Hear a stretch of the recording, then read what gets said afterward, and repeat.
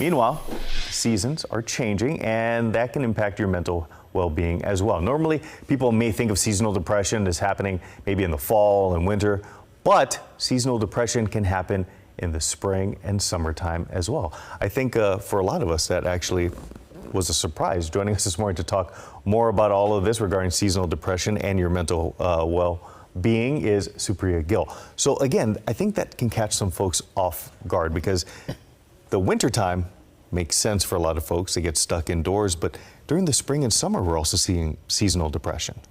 Yeah, it can be pretty surprising, especially because in the wintertime we have shorter days, less sunlight, and that is one of the big contributors to seasonal affective disorder in the winter.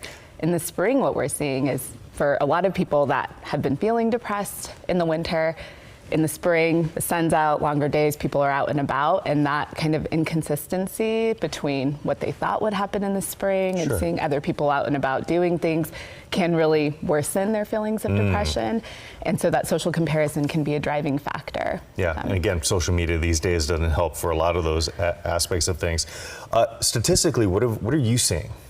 Yeah, I would say that statistically, one of the startling statistics about this time of the year is that suicide rates are actually higher. So many people think that suicide rates, understandably, would be higher in the winter. December is actually the lowest in terms of suicide rates, while spring, late spring, and early summer have the highest rates of completion. So we know that people are struggling with their emotions at this time. And not all signs are going to be as evident as others. So what should we be looking out for, whether it's in ourselves or with our loved ones? I think that you're right, that we can have different intensities in terms of the symptoms that people might be experiencing. We might be experiencing social withdrawal, so that might mean saying no to more events, getting together. We might see more sadness, we might see more sleeping or less sleeping, changes in appetite, more eating or under eating. So it really kind of depends on the person and how it's coming up for them. Yeah, so basically it's your baseline and how drastically you're going either which way. That's sounds right. like. Okay, so again, and just like anything, solutions can be fluid depending on the person. So what are some of the better suggestions you can give folks out there?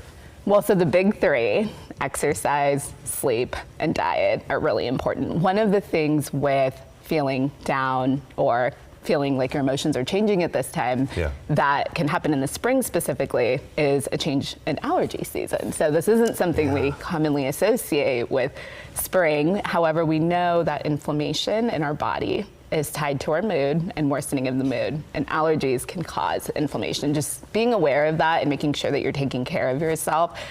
Exercise, so aerobic exercise, especially getting out, getting a brisk walk in, getting your heart rate up, that can have really important benefits for our mood, and some studies have showed it's as powerful as antidepressant medication. Sure. It's a big mood changer right there. Yeah, exactly. And then going back to the inflammation piece, an anti-inflammatory diet. So eating things like leafy greens, fruits, nuts, berries, that can have a really powerful impact on inflammation, and decreasing inflammation is good for our mind and our body. Yeah, it's not just something that your parents told you to do. That's Actually, there's a lot of great benefits to it as well. Well, thank you so much again for your time this morning. We really appreciate all your insight. Thank you for having me. Yeah.